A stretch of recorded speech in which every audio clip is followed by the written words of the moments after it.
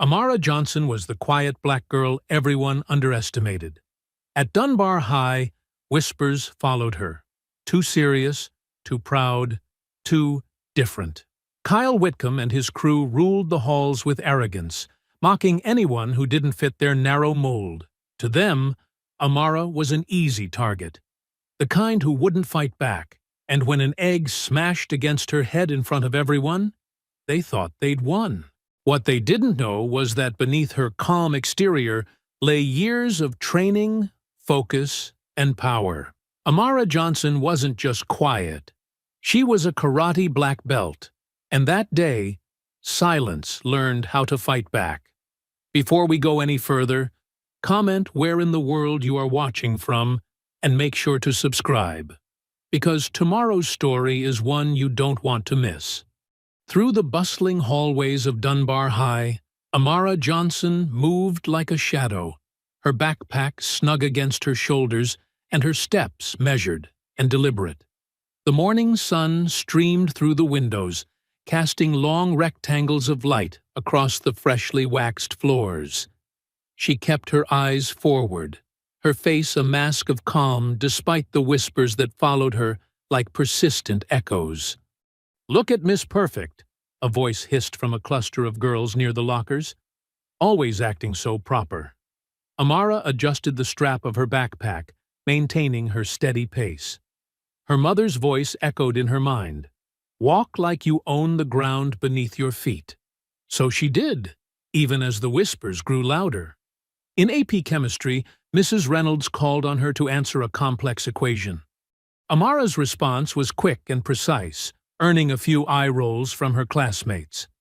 "My, aren't you strong-willed today?" Mrs. Reynolds remarked, her tone carrying that familiar edge that Amara had learned to recognize. It wasn't quite criticism, but it wasn't praise either. Just another way of saying she was too much. During third period, Kyle Whitcomb and his friends took their usual seats behind her in English class. She could feel their presence, heavy with intention, before the first spitball hit her chair. "Oops," Kyle whispered, loud enough for those nearby to hear. "My bad. Guess I'm just clumsy around certain people." His friends snickered, and Amara kept her eyes on her copy of "Their Eyes Were Watching God," her finger tracing the words as if they could shield her from what was happening. The teacher, Mr. Bennett, glanced up briefly before returning to his laptop, his silence speaking volumes. Lunchtime brought no relief. Amara sat at her usual table, unpacking the lunch her grandmother had prepared. Cornbread and honey, just the way she liked it. Kyle and his group passed by, deliberately bumping her table. "Watch it!" Chase Whitcomb called out with fake concern. "Table's unstable. Kind of like some people we know." Coach Whitcomb stood nearby, monitoring the cafeteria. His laugh carried across the room as he watched his son's antics. "Boys will be boys," he said to another teacher, loud enough for Amara to hear. She took another bite of her cornbread, chewing slowly, deliberately. Each swallow was an exercise in control.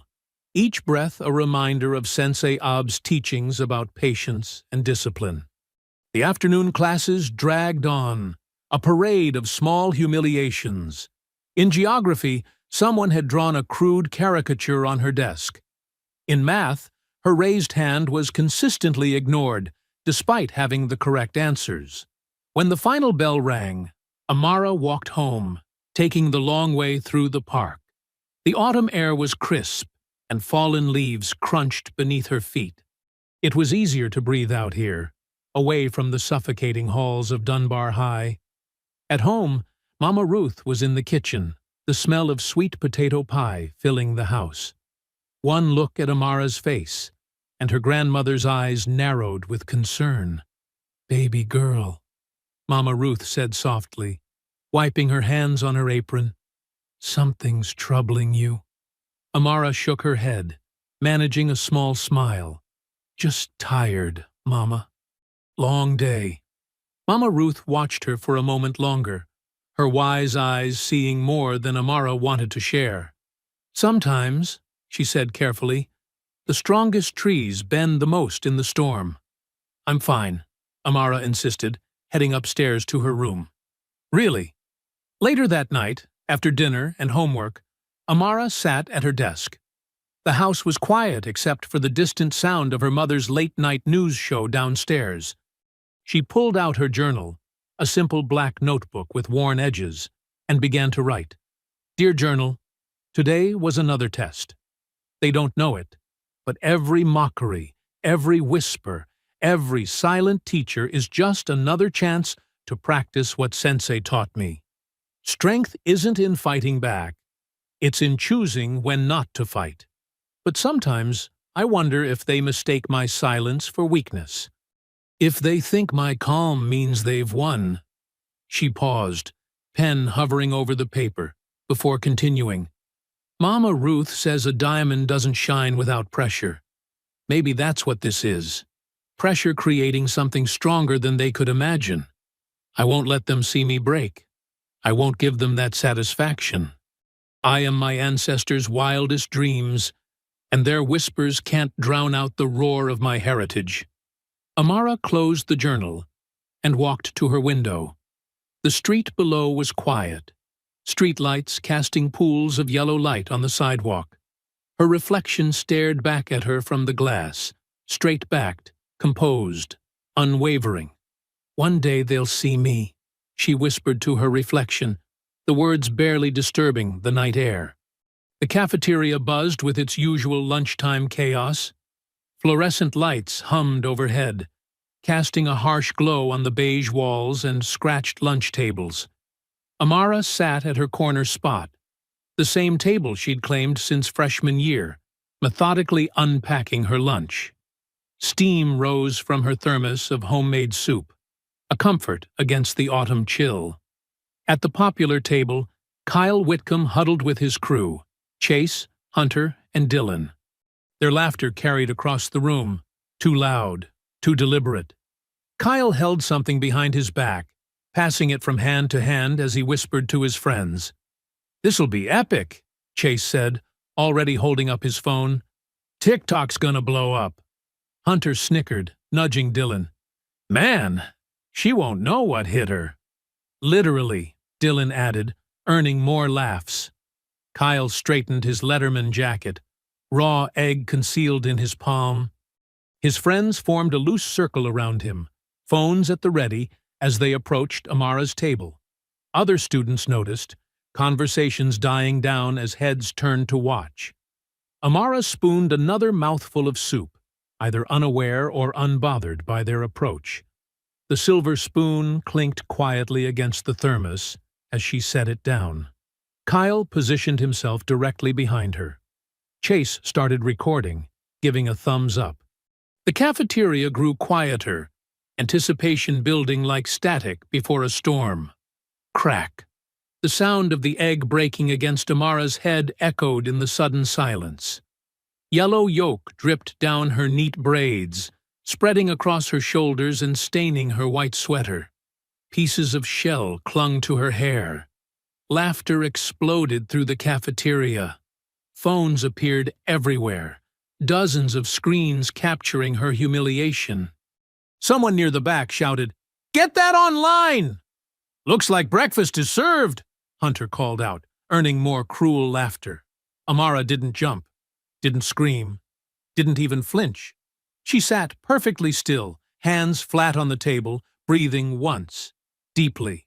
The change was subtle, invisible to those who weren't watching closely. Her shoulders squared slightly. Her chin lifted a fraction, but her eyes turned to steel. "What's wrong?" Kyle taunted, circling to face her. "Cat got your tongue?" "Maybe she's gonna cry," Chase suggested, zooming in with his phone. "What are you gonna do about it?" Hunter stepped closer, shoving her shoulder. "Huh? Nothing. That's what—" The movement was so fast it seemed impossible. One moment Amara was seated, the next she was standing, her jacket sliding off to reveal a black karate GI top beneath her sweater. Hunter's second shove met empty air as she pivoted. Her legs swept out in a perfect arc, catching Hunter's ankles. He went down hard, shock replacing his sneer as his back hit the linoleum floor. Before he could process what happened, Amara's palm struck his chest. Not hard enough to hurt, but with enough force to keep him down. Chase lunged forward, phone forgotten. Amara moved like water, redirecting his momentum.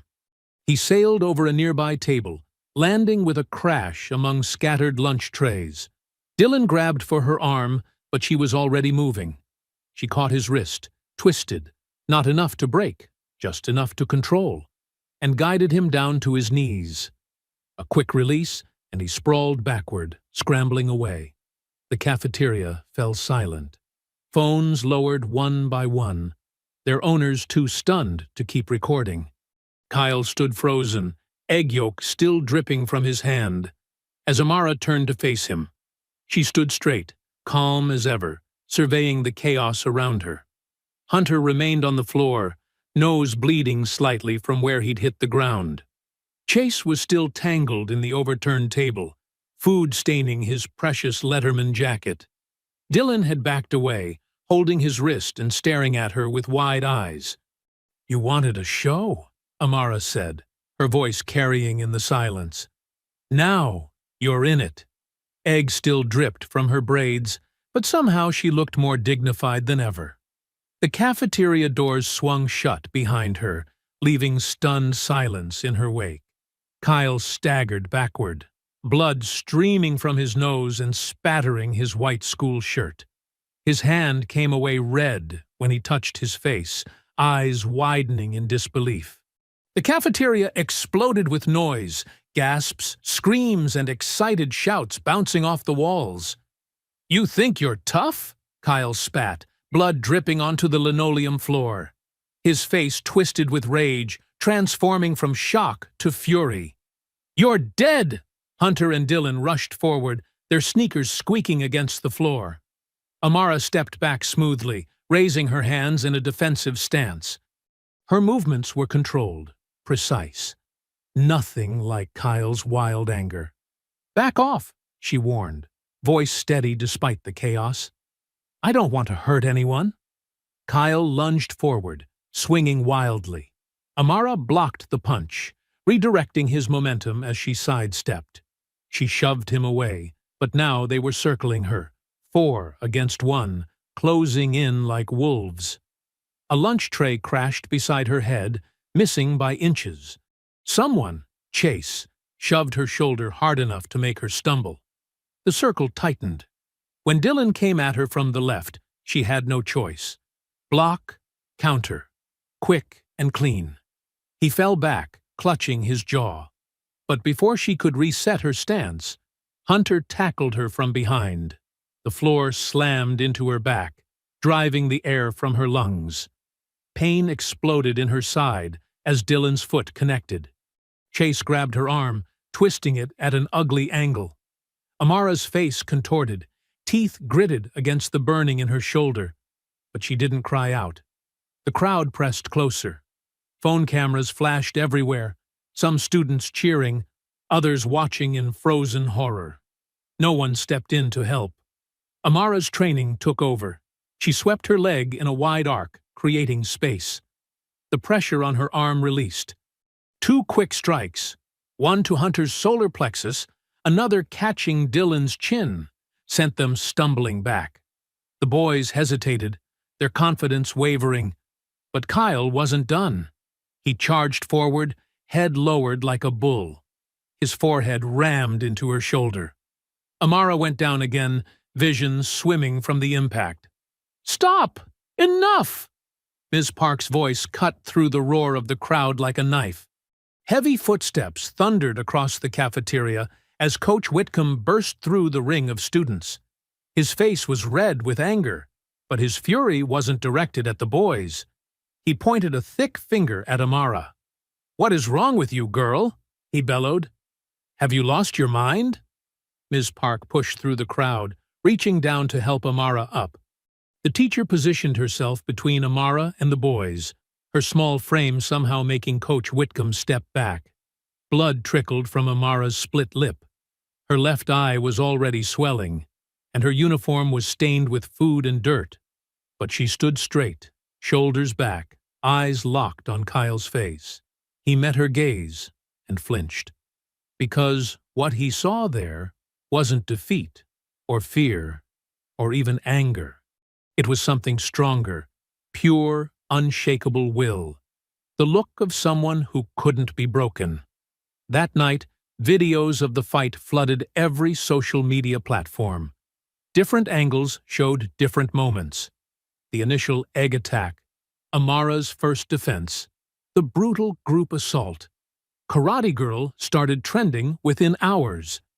Comments poured in faster than anyone could read them. "This girl is my hero. So violent, she should be expelled. Finally, someone stands up to these bullies. She attacked those poor boys."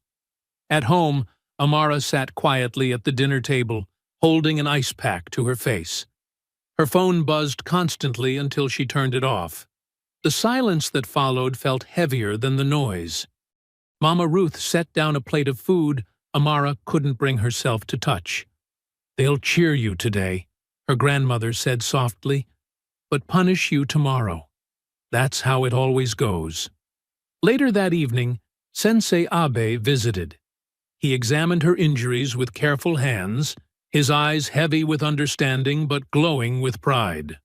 "You showed control today," he said. "Not rage. That's important. But remember, the system fears your power more than their violence." In the empty dojo that night, Amara stood before the wall of mirrors. Dried blood still stained the collar of her shirt. Her reflection showed every bruise, every mark they'd left on her. But her eyes were clear and steady as she whispered, "I didn't fight. I survived." The morning sun cast long shadows through Principal Carr's office windows, making the room feel colder than it was. Amara sat straight-backed in an uncomfortable chair, her school uniform neat despite yesterday's chaos. Across the massive oak desk, Principal Carr studied her with folded hands and pursed lips. The silence stretched until Principal Carr cleared her throat. "Miss Johnson, do you understand the seriousness of what happened yesterday?" Before Amara could answer, the office door opened. Kyle shuffled in, followed by Hunter, Dylan, and Chase. Their faces were carefully arranged into expressions of fear and hurt. Kyle's nose was swollen. A white bandage stretched across it. "Sit down, boys," Principal Carr said softly, her tone gentler than the one she'd used with Amara. "You're safe here." Kyle sank into a chair, shoulders hunched. His eyes darted toward Amara before quickly looking away. I can't believe she did this to us," he said, voice trembling. "We were just joking around." "Joking?" Amara's voice was quiet but firm. "You smashed an egg on my head." "It was just a prank," Hunter cut in, his voice cracking. "We didn't mean anything by it." "But then she went crazy, like some kind of ninja psycho." Coach Whitcomb stepped into the office, his massive frame filling the doorway. "These are good boys, Margaret," he said to Principal Carr. "They're just kids being kids. But what she did?" He pointed at Amara. That was calculated violence. Ms. Park slipped in behind him, her face tight with concern. "If we're discussing violence, shouldn't we address the egg incident first? And the fact that 4 boys attacked 1 girl?" "Ms. Park," Principal Carr's voice carried a warning edge. "This isn't your meeting." "But I witnessed." "That will be all, Ms. Park." Principal Carr's tone left no room for argument. Ms. Park's hands clenched at her sides, but she fell silent. Her eyes met Amara's, full of helpless anger. Principal Carr turned back to Amara. "The video evidence is quite clear. You used excessive force against your classmates. This kind of violent behavior cannot be tolerated at our school." "Violent?" Amara's voice remained steady despite the heat rising in her chest. "I defended myself. They attacked me. All 4 of them." "After you assaulted Kyle," Coach Whitcomb interrupted. "Look at his face." Dylan wiped at his eyes. putting on a show. We're all scared to be in the same room with her now. What if she snaps again? Amara watched in disbelief as Principal Carr nodded sympathetically at the boys. The woman who was supposed to protect all students reached for a document on her desk. Miss Johnson, due to your violent outburst and the disruption you've caused, you're suspended for 2 weeks. She slid the paper across the desk. The boys will receive counseling to help them process this trauma. Trauma? The word felt like acid in Amara's mouth. They filmed themselves humiliating me. They ganged up on me. And I'm the one being punished? You're lucky we're not pressing charges, Coach Whitcomb growled. Kyle sniffled loudly, playing his part perfectly. We just want to feel safe at school again. Principal Carr's expression hardened. Miss Johnson, I suggest you sign this suspension notice and use this time to reflect on your choices. Violence is never the answer. Amara stared at the paper, her vision blurring with unshed tears of frustration. She'd expected fairness. She'd believed that standing up for herself would matter. Instead, she was being painted as the aggressor while her attackers played victim. This isn't right, she said softly. Sign the paper, Miss Johnson. Principal Carr's voice was ice-cold now. With a steady hand that betrayed none of her inner turmoil, Amara signed. She stood up, dignity intact, despite the injustice crushing her chest. We'll need your father to sign this too, Principal Carr said to Kyle, her voice warming again. But don't worry, we'll make sure nothing like this happens again. That evening, Amara sat at her grandmother's kitchen table, the suspension notice lying between them like a wound.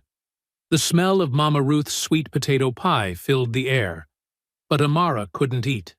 They made me the villain, she said, her voice finally cracking. All I did was defend myself, and they turned it around. Made me the violent one. The dangerous one. Mama Ruth's weathered hands covered Amara's trembling ones. Her eyes, sharp despite her age, held decades of understanding. Then make them face the truth, she said simply, strength in every word. The kitchen was quiet, except for the scratch of Amara's pen against paper.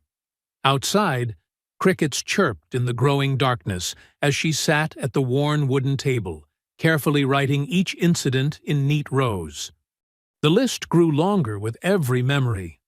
Called aggressive for raising my hand in class too much. Teacher said my braids were distracting, but ignored Kelsey's bright pink hair. Got detention for talking back when I corrected a mistake on the board. Her mother passed through, touching Amara's shoulder gently before heading to her night shift at the hospital. The house felt empty, but Amara kept writing, each line making her jaw clench tighter. Principal Carr told me to watch my attitude for using the same tone as other students. Coach Whitcomb picking only white students for team captain. Being called angry for staying quiet when they mock me. The doorbell rang, startling her. Ms. Park stood on the porch, still in her teaching clothes, but looking more determined than tired. She held up her laptop. I brought something you need to see, she said, stepping inside. And someone else wanted to help. Sienna Clark emerged from behind her, clutching her ever-present camera. The quiet white girl who always sat in the back of class looked nervous but resolute. I have the original video, Sienna said softly, pulling out her phone. The whole thing. Before they edited it, they gathered around the kitchen table, Amara's list pushed aside as Sienna pulled up the footage. The video was longer than the viral clips, starting several minutes before the egg incident. The image was clear, steady. Sienna's photography skills evident in the framing. Watch the background, Ms. Park pointed. There, behind the gathering bullies, stood Coach Whitcomb. He wasn't just present, he was laughing, nodding as Chase and the others prepared their prank. The coach's face showed no surprise when the egg cracked over Amara's head. Only anticipation. Entertainment. He knew. Amara whispered. He watched them plan it. The video continued, showing the full fight sequence. But now they could see what the edited version cut out, how the boys had surrounded her, how she'd tried to walk away 3 times before defending herself. And there was Coach Whitcomb again, not intervening until she fought back. There's more, Sienna said, her voice stronger now. She pulled up screenshots of group chats. They've been planning stuff like this all year. Not just against you, against other black students too. And look who's in the chat group.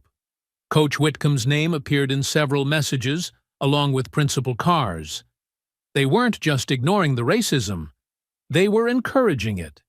This isn't just about bullying, Ms. Park said, her hands flat on the table. This is systematic. They're creating an environment where certain students are targeted, then punished for defending themselves. Amara stared at her list, then at the evidence on Sienna's phone. Everything connected. Every attitude comment, every aggressive label, every punishment that white students never seemed to receive. The system won't give me justice, she said slowly, her voice hardening with resolve. So I'll make it happen. The front door opened again. Sensei Abe stepped in, still in his white GI from evening classes. He'd been teaching for 30 years, long enough to recognize the look in his students' eyes. Planning your counterattack? He asked, settling into a chair. They think they can break me, Amara said, but they don't understand what real strength is. Sensei Abe nodded, his weathered face serious. Then plan your next move like a kata, deliberate, disciplined, each step flowing into the next. Ms. Park leaned forward. We need to be strategic. They'll try to discredit you, paint you as the aggressor again. But we have proof now, Sienna added, holding up her phone. Real proof. They worked late into the night. 4 unlikely allies around a kitchen table. Mrs. Park's legal knowledge, Sienna's technical skills, Sensei Abe's strategic wisdom, and Amara's quiet determination, each piece essential to their plan. When the others finally left, Amara stood at her bedroom window. The street below was dark and quiet, but she felt more awake than ever. Her reflection in the glass showed no anger, no fear, only focus. I'll fight smarter, she whispered to the night, knowing tomorrow would bring the first steps of their plan into motion. Morning sunlight streamed through the kitchen windows as Amara sat at the table, her laptop open beside stacks of printed screenshots. Her grandmother, Mama Ruth, worked steadily at the counter, the soft plink of peas falling into a metal bowl, creating a gentle rhythm. These messages go back months, Amara said, scrolling through another group chat. Her voice was steady, but her fingers trembled slightly on the trackpad. Mama Ruth hummed softly, her weathered hands never pausing their work. Sometimes people tell on themselves without meaning to. You just have to listen right. Amara's phone buzzed. Another message from Sienna. More screenshots appeared, each one worse than the last. The group chat was filled with cruel jokes, racist memes, and planning sessions for pranks that were anything but funny. Kyle and his friends hadn't even tried to hide their hatred, confident no one would ever see these messages. Look at this one, Amara said, turning the screen. A message from Chase showed him bragging about the egg incident days before it happened. Below it, Coach Whitcomb had responded with laughing emojis. Mama Ruth leaned over, her reading glasses perched on her nose. Her lips tightened as she read, but she kept shelling peas, each one cracking open with a bit more force. Another message popped up from Sienna. Found worse ones. Coach involved. Amara opened the new files. There it was, in plain text. Coach Whitcomb writing to the group. We'll humble her again. These ones need to learn their place. The kitchen seemed to grow colder despite the morning sun. Mama Ruth's hands finally stilled, a half-shelled pea forgotten between her fingers. Print that one, she said quietly. Print them all. Mrs.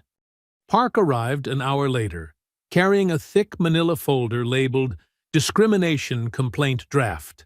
She spread papers across the table while Mama Ruth made coffee, explaining terms like hostile environment and systemic bias.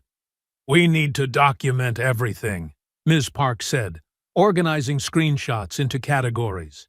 Every incident, every message, every time they've targeted students of color. This isn't just about the fight anymore. Amara's phone kept buzzing with updates from Sienna, who was quietly gathering more evidence at school. New messages showed Kyle spreading his version of events. "She just went crazy and attacked us. We were just joking around and she snapped." Everyone saw her hit first. The lies spread through the school's social circles like poison, but Amara remained focused on the evidence. Each new screenshot, each documented incident, was another piece of armor she was building. By afternoon, her eyes were burning from staring at screens. Ms. Park had left to file preliminary paperwork, taking copies of their strongest evidence. Mama Ruth insisted Amara take a break, practically pushing her out the door. "Go to your dojo," she said firmly. "Clear your head. The fight's not going anywhere." The familiar scent of wood and canvas greeted Amara as she entered the empty training hall. She changed into her gi mechanically, muscle memory taking over as she tied her black belt. The mirror wall reflected her image. Straight-backed, composed, ready. She began with basic punches, each strike precise and controlled. The rhythm helped empty her mind of screenshots and messages, replacing digital hatred with physical focus. Her fists cut through the air with increasing speed, each punch carrying the weight of a different incident. Strike, for every time they called her aggressive. Strike, for Coach Whitcomb's laughing emojis.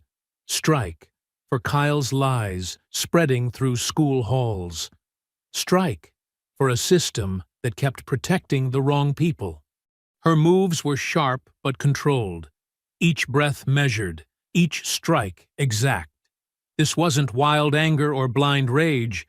This was precision, discipline, power held in perfect check. Just as Sensei had taught her. The empty dojo absorbed the sounds of her training, the whisper of her GI, the sharp exhale with each punch, the quiet determination of a fighter who knew her battle was just beginning. She moved through the air like water, each strike flowing into the next, her reflection showing no sign of the turmoil beneath her calm surface. When she finally stopped, the late afternoon sun cast long shadows across the training floor. Her body hummed with controlled energy, ready for whatever came next. The rage was still there, but it had transformed into something more useful. Focused resolve. She stood perfectly still in the center of the dojo, fists clenched at her sides, watching her reflection. The girl in the mirror looked back with steel in her eyes and fire in her heart, every muscle coiled with disciplined power, ready to strike, but patient enough to wait for the right moment.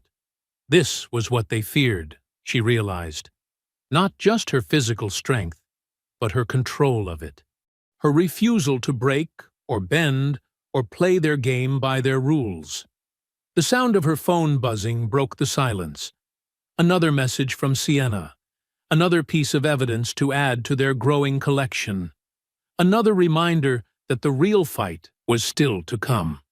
The empty hallways of Dunbar High echoed with Amara's footsteps as she walked beside Mr. Ruiz, the school custodian. Late Friday afternoon, sunshine slanted through the windows, casting long shadows across the freshly mopped floors. Her suspension meant she could only return after hours to clear out her locker, supervised like a criminal. Mr. Ruiz jingled his keys quietly, his weathered face kind but worried. "Take your time, mija," he said softly. "I'll wait right here." Amara nodded, approaching her locker with measured steps. Something felt wrong. The air seemed too still, too quiet. Her fingers brushed the combination lock, and she noticed dark smudges around its edges. The lock clicked open. As she pulled the door, something wet dripped onto her hand. Yellow and sticky. Raw egg. Her stomach clenched as the locker door swung wide. The sight hit her like a physical blow. Her books lay scattered, pages torn and smeared with yolk. Broken eggshells littered the shelves. But worst were the words. Ugly slurs scrawled in thick black marker across the inside of her door. Hatred spelled out in jagged letters. A folded paper fluttered down. She caught it, already knowing what it would say. The message was crude, written in mocking script. "Try hitting us again, freak." Behind her, Mr. Ruiz muttered something in Spanish, his voice tight with anger. Movement flickered at the edge of her vision, a shadow sliding between classroom doors. Her muscles tensed instinctively. They were here, waiting. She could feel their presence like static in the air. "Mr. Ruiz," she said quietly, "you should go." "No, I stay. Please." Her voice was firm but gentle. "It's okay." He hesitated, then nodded slowly. "I call security." "No time." She turned to face the hallway as footsteps approached from multiple directions. "Just go." They emerged from the shadows like wolves, Chase, Hunter, and Dylan. Phones already recording, cruel smiles on their faces. Chase's swagger seemed especially confident today. "No cameras now," he taunted, gesturing at the dead security cameras above. "No audience. Just us and you, freak." Amara stood perfectly still, her breathing steady. She could smell their sweat, their fear masked as aggression. Hunter flexed his fingers, circling left. Dylan moved right.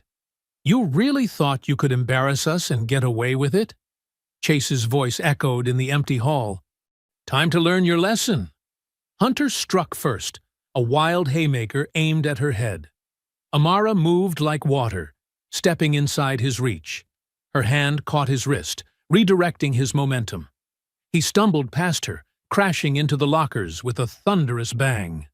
Dylan rushed in, thinking he saw an opening. Her kick caught him perfectly in the solar plexus. Not full force, just enough to drop him gasping to his knees. Control. Always control. A metallic click made her spin. Chase stood with a penknife, blade glinting in the afternoon light. His hand shook slightly as he slashed at her. Time seemed to slow. Years of training took over. She twisted inside his guard, caught his wrist with both hands.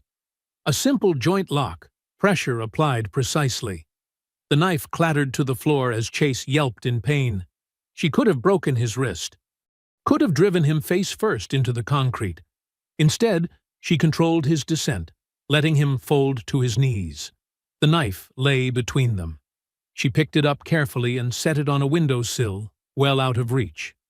Hunter and Dylan stayed down. The fight knocked out of them.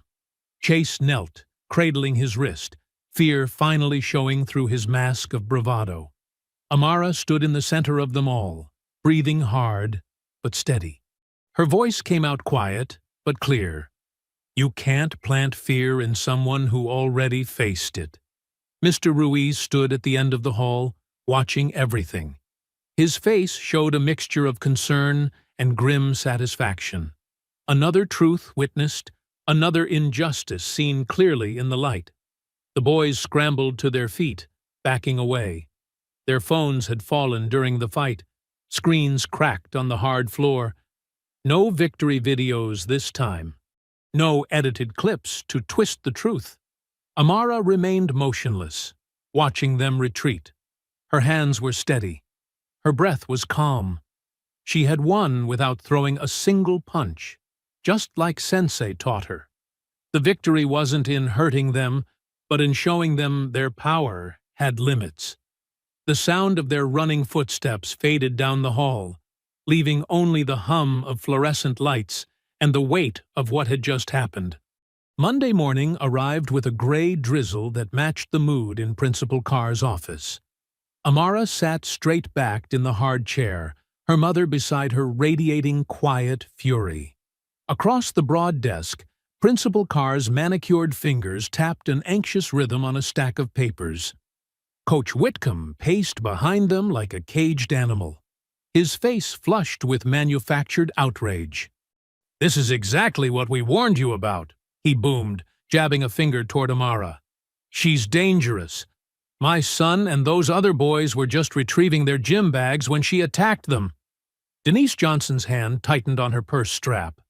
"That's not what happened, and you know it. We have evidence." Coach Whitcomb pulled out his phone, tapping the screen with aggressive force.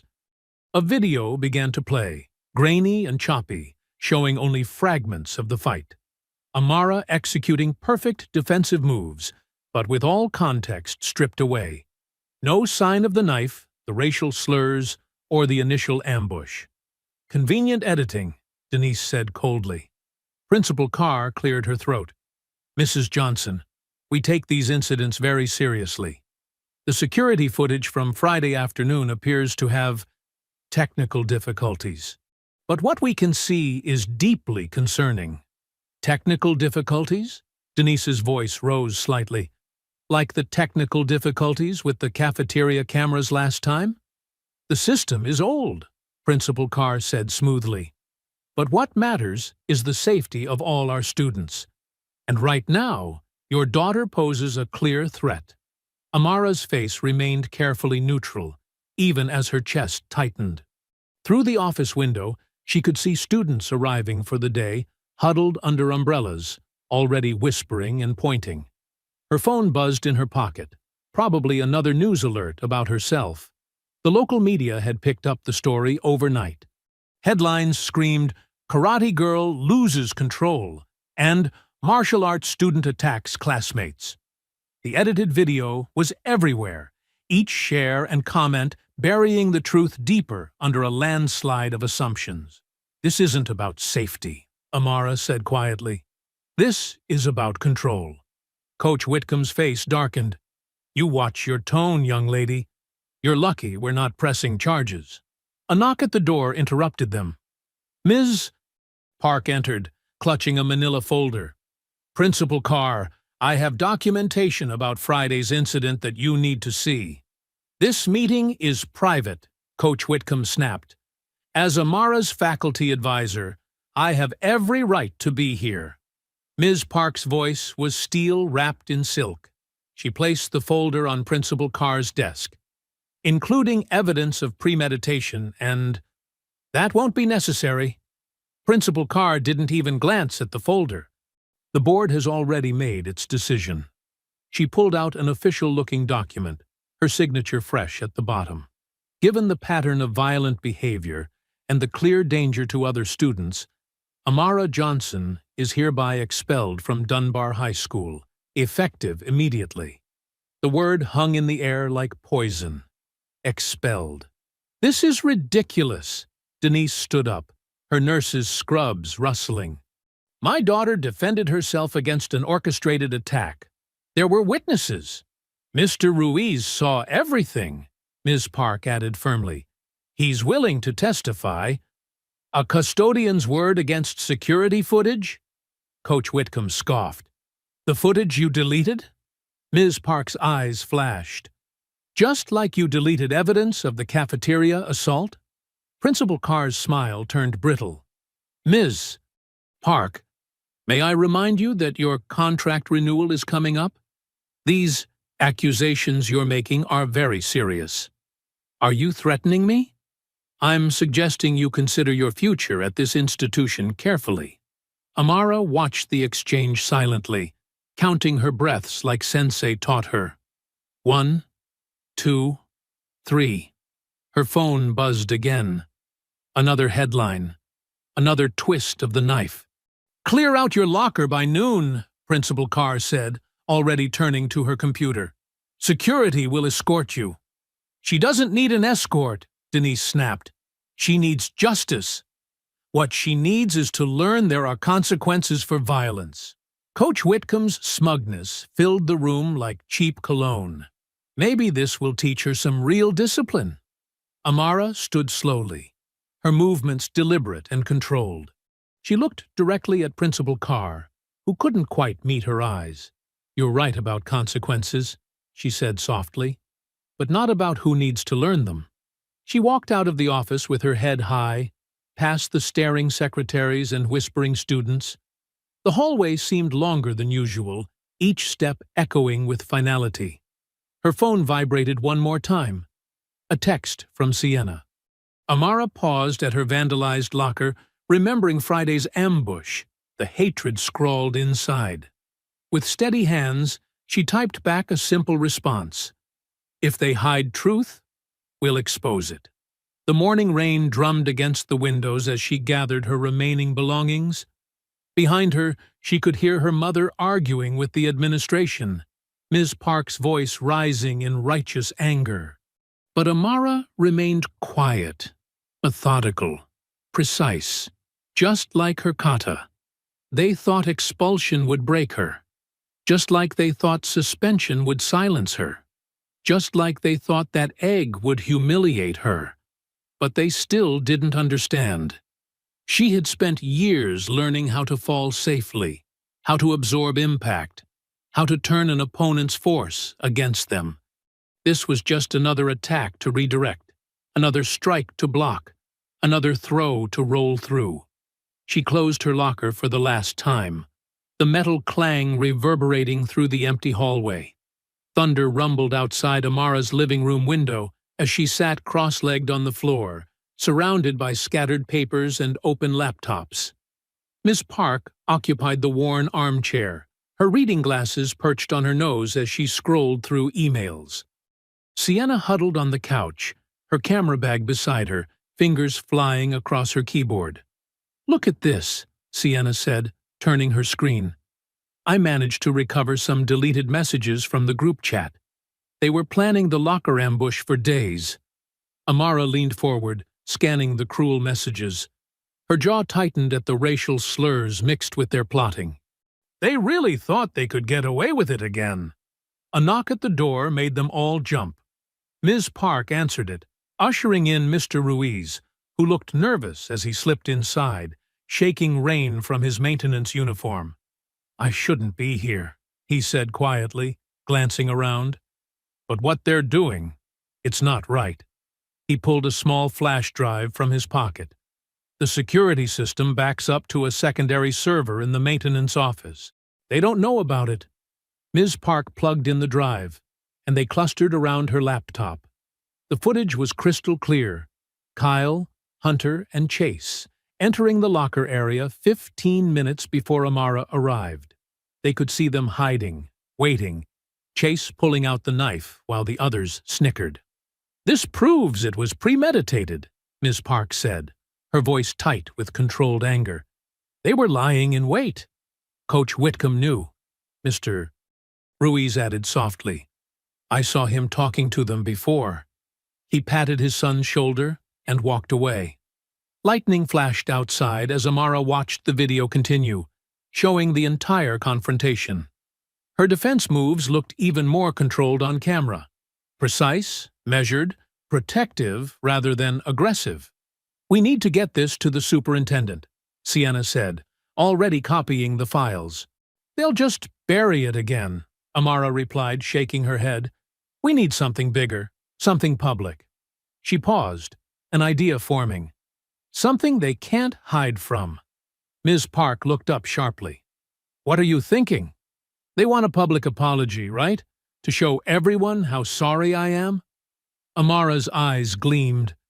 "Let's give them exactly what they want." Sienna caught on first, a slow smile spreading across her face. "A reconciliation meeting." "In the gym," Amara nodded. "For the press, to show how the school handles conflict resolution." "They'll never agree to that," Mr. Ruiz warned. "They will if they think it makes them look good," Ms. Park said, understanding dawning in her expression. "A chance to show their authority, their mercy." "And we'll be ready," Sienna added, patting her camera bag. "Multiple angles, live stream capability." They spent the next hour planning, voices low and intense over the storm's percussion. Ms. Park drafted a formal proposal for the meeting, coating it in bureaucratic language about healing and community values. Sienna mapped out camera positions and sight lines in the gym. Mr. Ruiz provided details about the building's layout, security systems, and blind spots.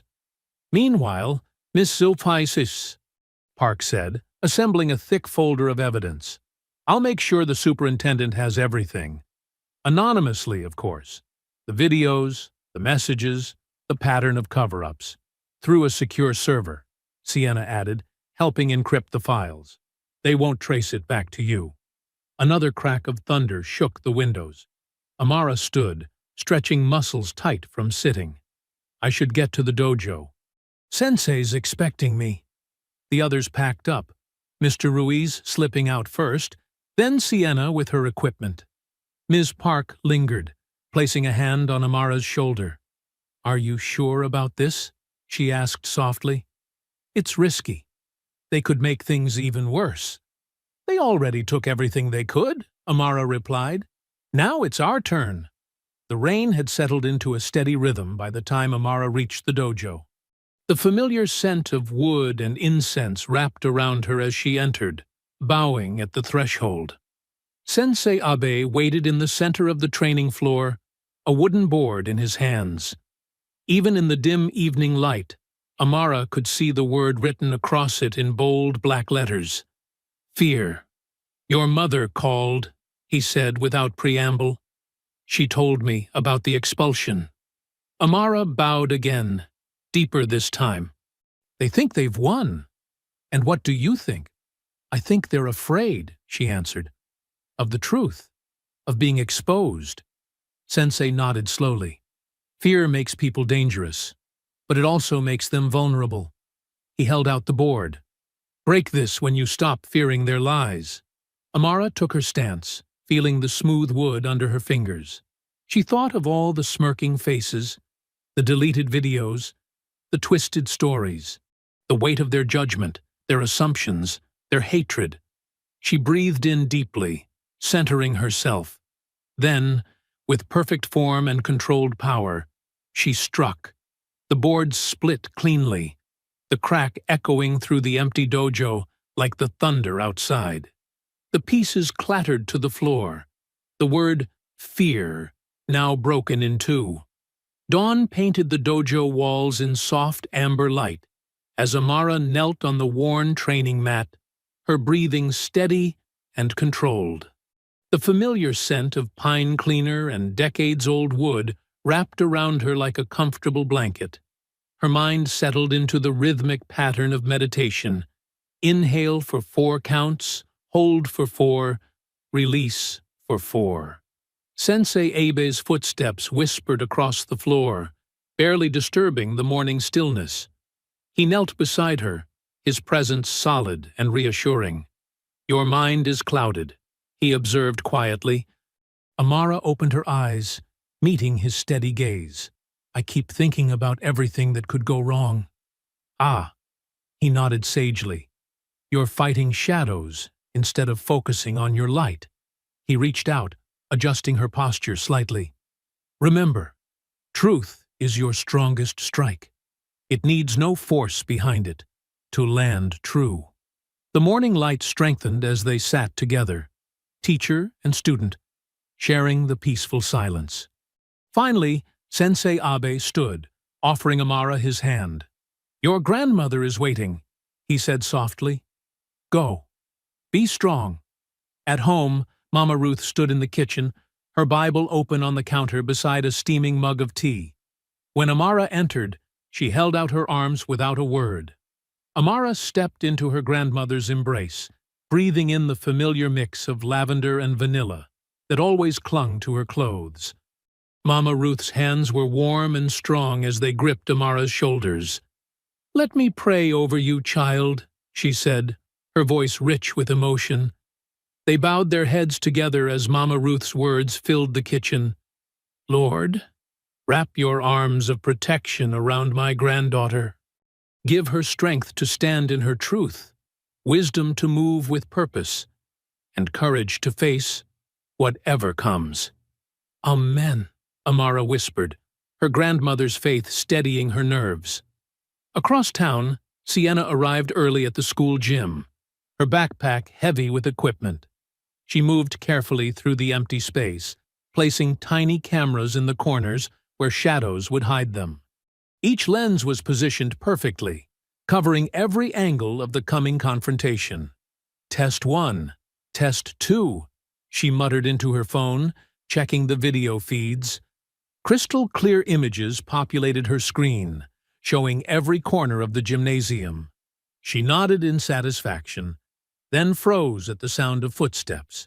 But it was only Ms. Park, looking professional and determined in her blazer.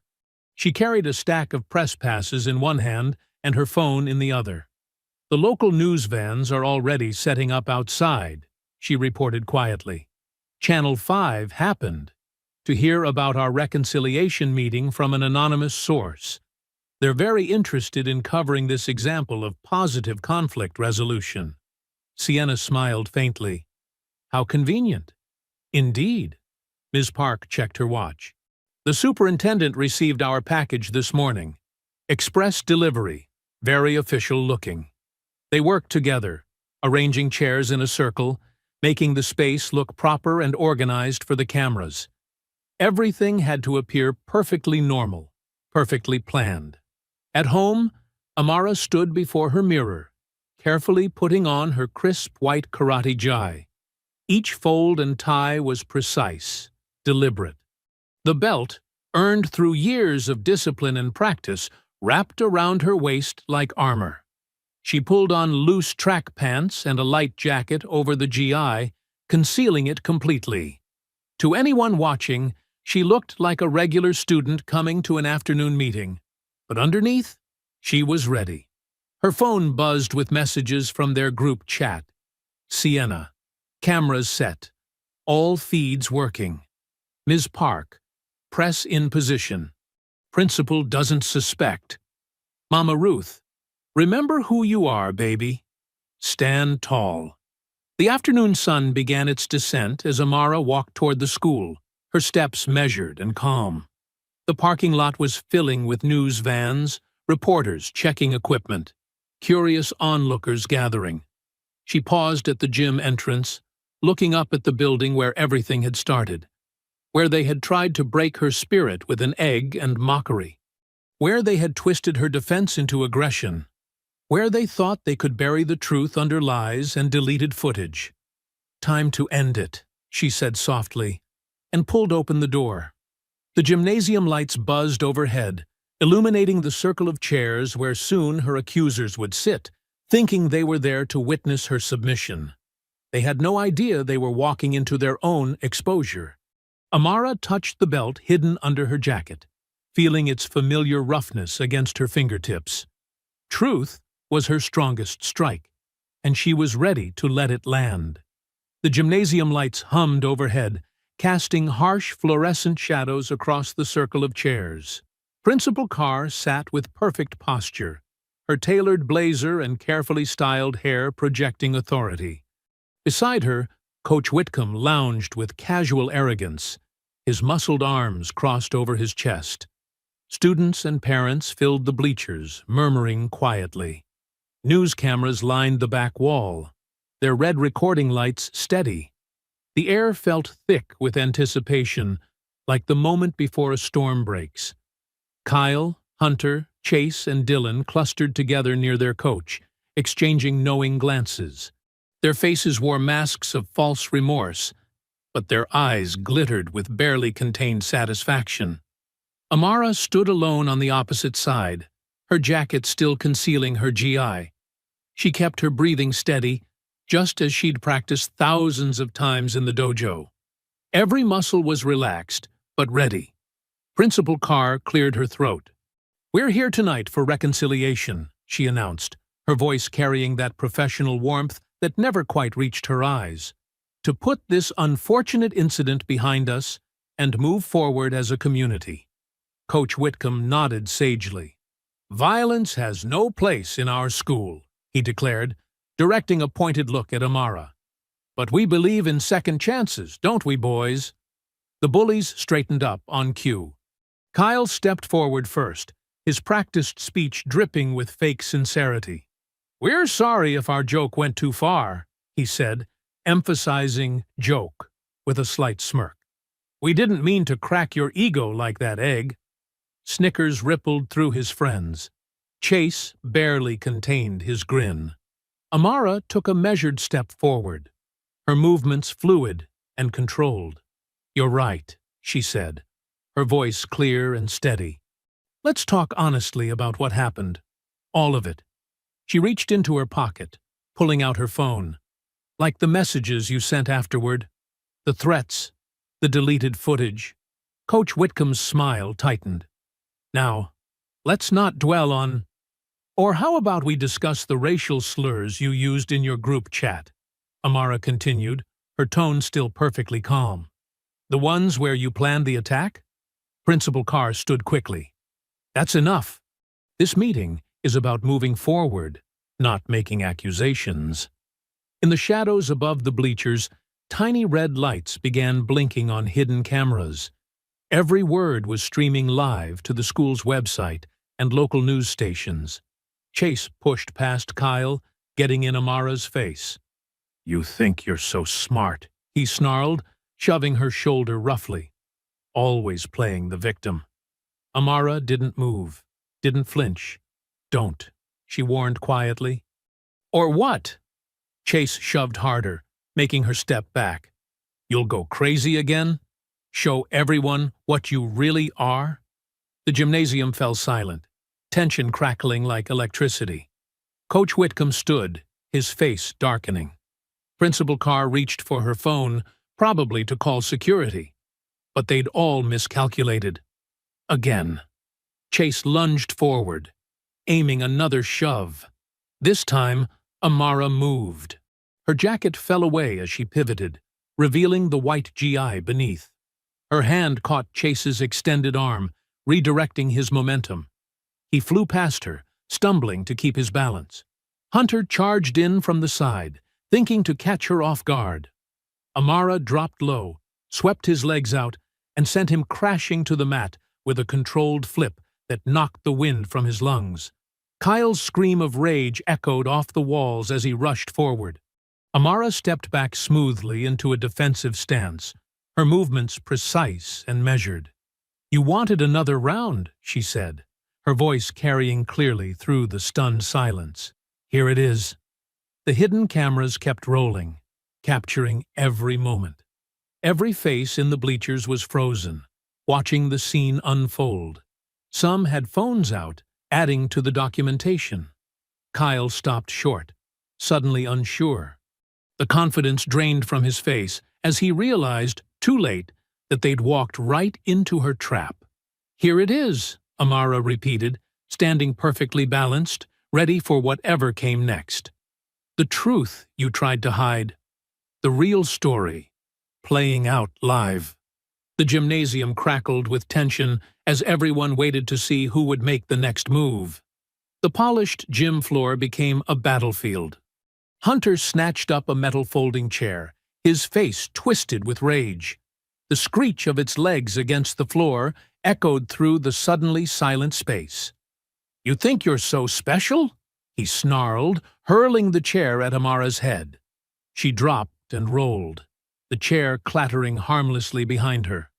In the same fluid motion, she pushed up from her crouch and launched a precise sidekick that caught Hunter square in the chest. The impact knocked him back several steps, leaving him gasping for air. Chase circled to her left, looking for an opening. His football training showed in his stance, low, ready to tackle. "Not so tough without your camera crew, are you?" He lunged, arms spread wide to grab her. But Amara was already moving. She stepped into his charge, using his own momentum against him. Her hip pivoted, her hands found his sleeve and collar, and suddenly Chase was airborne. He crashed down hard, and before he could recover, she had his arm locked in a textbook hold. "Yield," she commanded quietly. When he struggled, she applied just enough pressure to make him feel the control she had. Not enough to hurt, just enough to prove a point. "Let him go!" Dylan shouted, trying to sneak up behind her. Without releasing Chase, Amara glanced over her shoulder. She'd been tracking Dylan's footsteps the whole time, feeling his presence through years of training. As he reached for her, she released Chase and spun away from both boys. Dylan's momentum carried him forward. Amara caught his extended arm, stepped past his center of gravity, and executed a perfect hip throw. He landed on one of the gym mats with a heavy thud, the impact forcing a grunt from his lungs. Throughout it all, Amara's breathing remained steady, her movements precise. Each counter was measured, each lock applied with just enough force to control but never harm. This wasn't about hurting them. It was about showing them the difference between power and violence. Hunter had recovered his breath and charged again, this time joined by Chase. They came at her from opposite sides, thinking to overwhelm her. Amara waited until the last possible second, then dropped and rolled between them. The boys collided with each other, stumbling back in confusion. "Stop this!" Coach Whitcomb's voice boomed across the gym. His face was red with fury as he strode forward, reaching for Amara's arm. "This ends now!" His large hand clamped down on her forearm, fingers digging in. But Amara had been ready for this too. She rotated her arm in a circular motion, breaking his grip with a basic wrist escape she'd learned in her first year of training. The coach staggered back, surprise replacing his anger. Amara stepped away from all of them, maintaining her defensive stance. The gym had gone completely silent. Every face stared at her. The principal frozen, half-rising from her chair. The boys scattered around her in various states of disarray. The coach rubbing his wrist where she'd broken his grip. "Still think I'm out of control?" she asked softly, her voice carrying in the silence. Her GI was still pristine white, not a hair out of place. Meanwhile, the boys were disheveled and panting, their earlier confidence shattered. The quiet was broken by a sudden commotion at the gym entrance. The double doors burst open with a bang, and students began pouring in. Teachers followed close behind, many with phones already recording.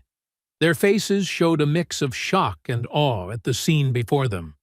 The truth was finally visible for everyone to see. No edited videos, no twisted narratives, just the raw reality of what happened when bullies pushed too far and found out their target could push back. Chase struggled to his feet, his earlier bravado gone. Hunter wouldn't meet anyone's eyes. Dylan remained on the mat, looking dazed. Coach Whitcomb's face had drained of color as he realized how many witnesses now filled the gym. Amara held her position, calm and centered, surrounded by the aftermath of their failed attack. She didn't need to say another word. The scene spoke for itself. The bruises they'd sport tomorrow would come from their own aggression, not her defense. Every move she'd made had been precise, controlled, and necessary. Exactly what they'd claimed she wasn't capable of being. The crowd at the doors grew larger as more people pushed in, phones raised high to capture every detail. The sound of whispers and gasps filled the air, punctuated by the clicks of camera shutters and the soft beep of videos being started.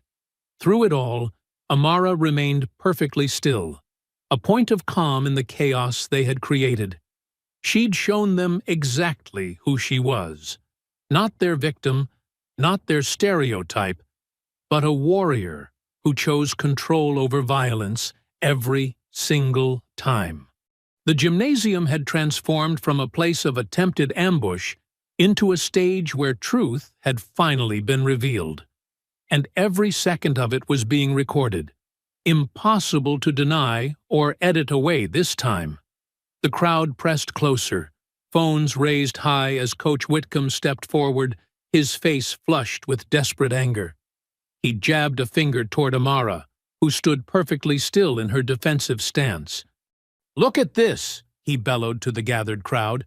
"She attacked these boys again, just like before.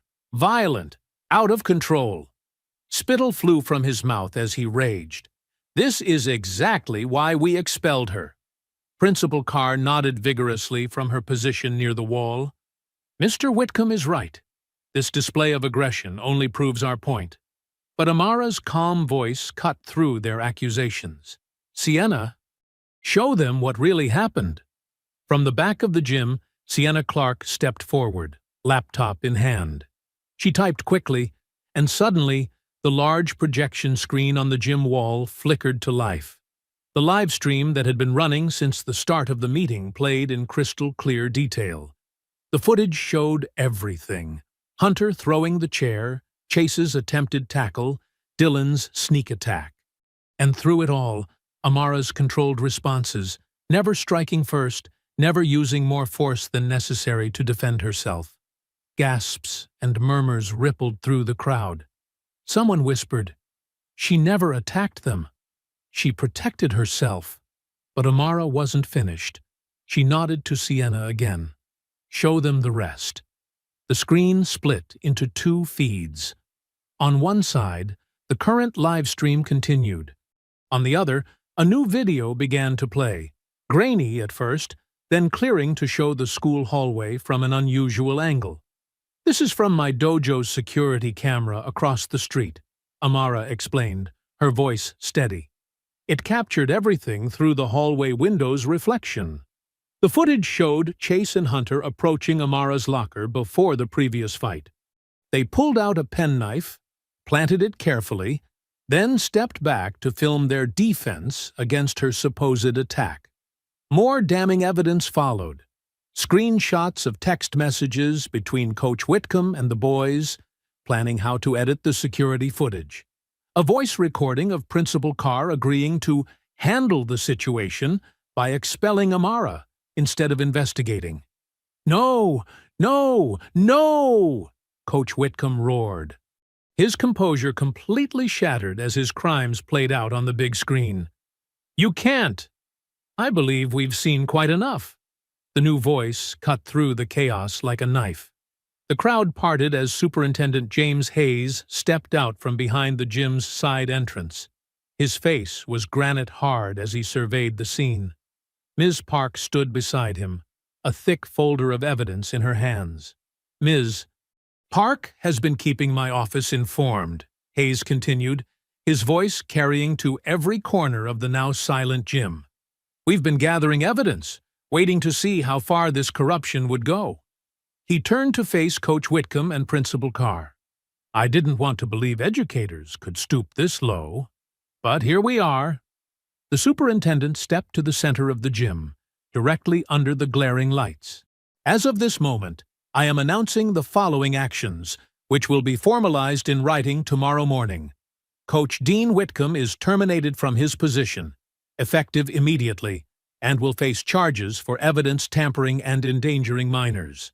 Coach Whitcomb's face went from red to purple. With an incoherent roar, he lunged at Amara, fists swinging wildly. But she was ready. Just as she had done with his students, she stepped aside, redirected his momentum, and sent him sprawling to the floor with a simple hip throw. He lay there, wheezing, as security finally moved in to restrain him. Superintendent Hayes continued, as if there had been no interruption. "Principal Carr is suspended pending review. Chase Whitcomb, Hunter Phillips, and Dylan Matthews are expelled, with assault charges to be filed through proper channels." He turned to face the cameras that were still streaming. "Furthermore, I offer a public apology to Amara Johnson on behalf of the school district. We failed you. But your dignity and discipline in the face of that failure have taught us all a valuable lesson." Amara stood in the center of the gym, her breathing steady and calm. The overhead lights caught the white of her GI, making her seem to glow. Around her, people began to applaud, softly at first, then building to a thunderous roar.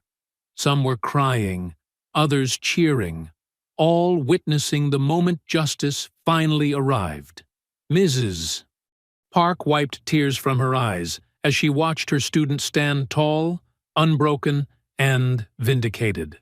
Sienna beamed from behind her laptop, proud to have helped expose the truth. Even Mr. Ruiz, the security guard who had witnessed so much, nodded in approval from his position by the door.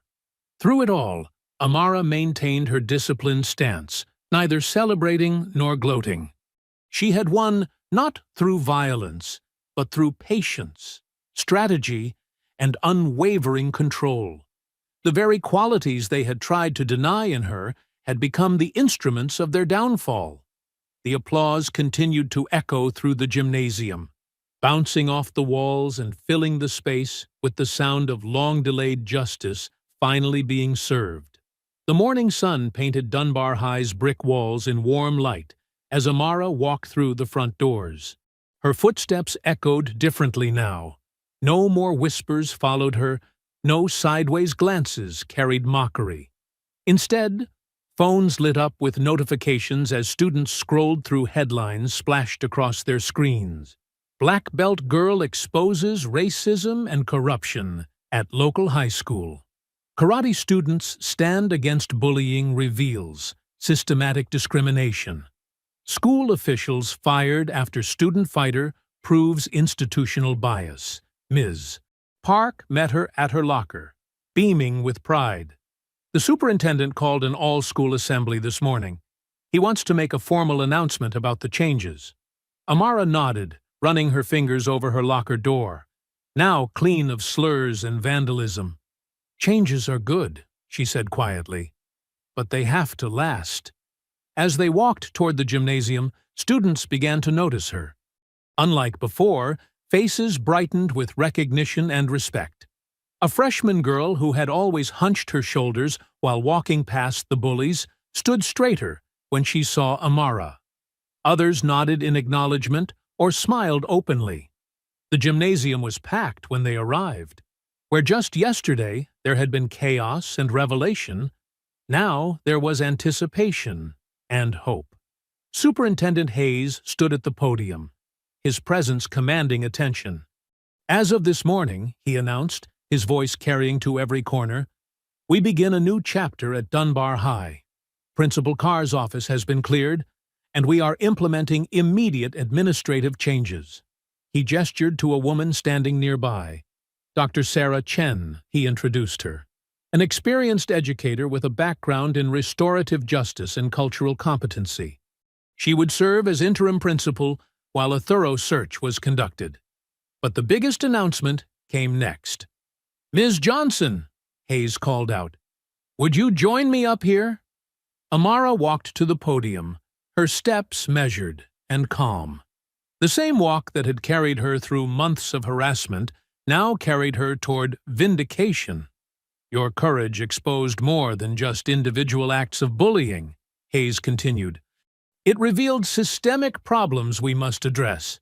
To that end, we're approving your proposal for a new student organization, the Karate and Justice Club." Applause erupted through the gymnasium. Amara spotted Sienna in the crowd, clapping and wiping tears from her eyes. Even Mr. Ruiz, standing guard by the door, broke his usual stoic expression with a smile.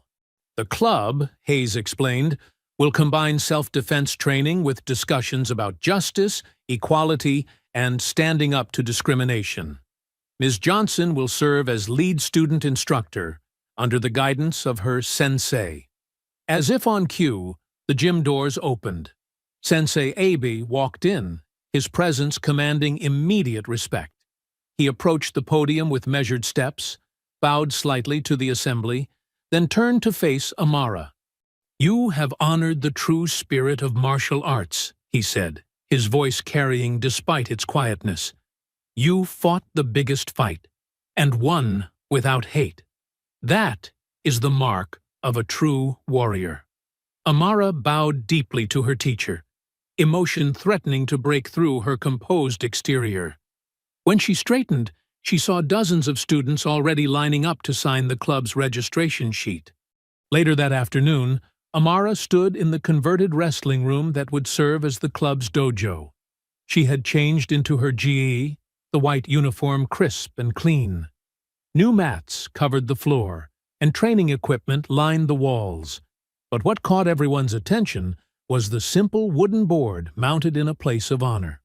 The board she had broken, labeled Fear, now hung in a simple frame. Below it, she had added a small plaque, Fear Breaks. Truth stands. Students began filing in for the first class. Some confident, others nervous, all curious. A small girl with tight braids, similar to Amara's own, approached hesitantly. "Were you scared?" she asked, looking up at the framed board. "When you had to stand up to them?" Amara knelt to meet the girl's eyes. "Yes," she answered honestly. "But being brave doesn't mean you're not scared. It means you face the fear anyway." The girl nodded solemnly, then took her place on the mat with the others. Amara moved to the front of the class, surveying the faces before her.